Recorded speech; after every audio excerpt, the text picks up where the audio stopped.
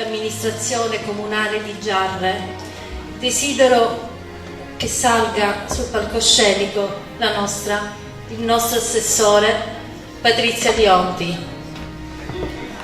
Agnese, mi porti quello che tu sai?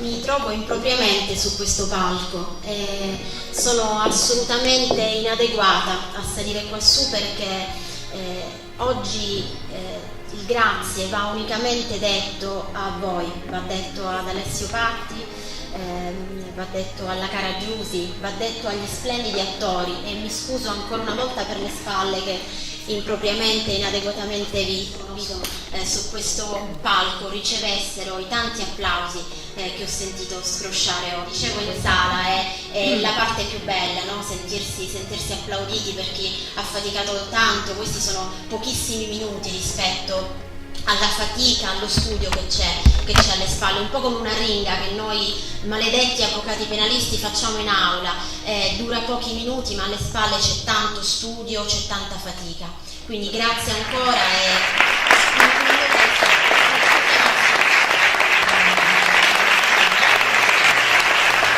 Allora io mi trattengo ancora un attimo perché voglio dire una cosa che io ritengo molto importante.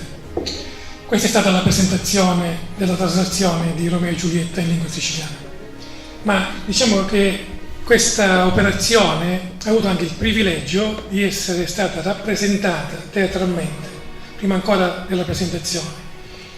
La regista Francesca Ferro della compagnia Teatro Mobile di Catania l'ha messa in scena recentemente e devo dire con grande successo.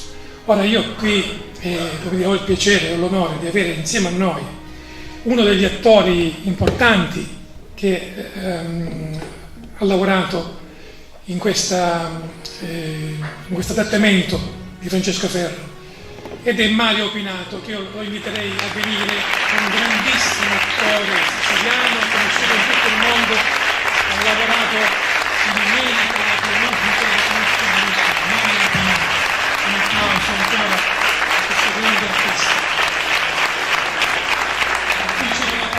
Per raccontarci tutti le sue impressioni e avere Mercuzio qui dal vivo è una cosa importante. Mario, che ne pensi? Grazie Alessio, è stata una lettura bellissima e nessuno sopra le righe, è stato molto credibile, l'ho apprezzato molto.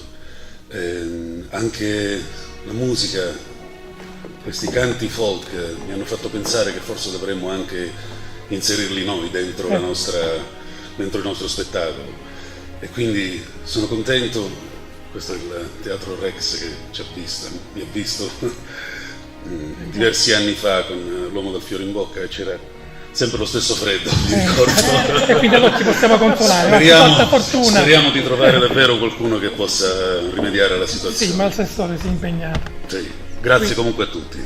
Grazie a te, ti ringrazio. Mario Pinato.